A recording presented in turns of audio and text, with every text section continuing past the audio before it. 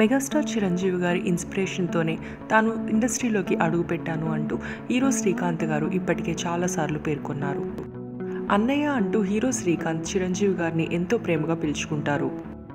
శంకర్ మరియు ఏటీఎంగా వీరిద్దరూ కలిసి శంకర్ దాదా ఎంబీబీఎస్ సినిమాలో చేసిన కామెడీ ఇప్పటికి కూడా మనం ఎవరం మర్చిపోలేము. హీరో శ్రీకాంత్ పుట్టినరోజు సందర్భంగా చిరంజీవి గారు శ్రీకాంత్ ఇంటికి వెళ్ళి సర్ప్రైజ్ చేశారు.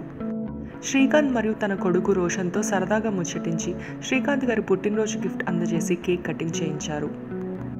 చిరంజీవి గారి చేతుల మీదుగా జరిగిన శ్రీకాంత్ బర్త్డే సెలబ్రేషన్స్ వీడియో మీరందరూ కూడా చూసి ఎంజాయ్ చేసేయండి.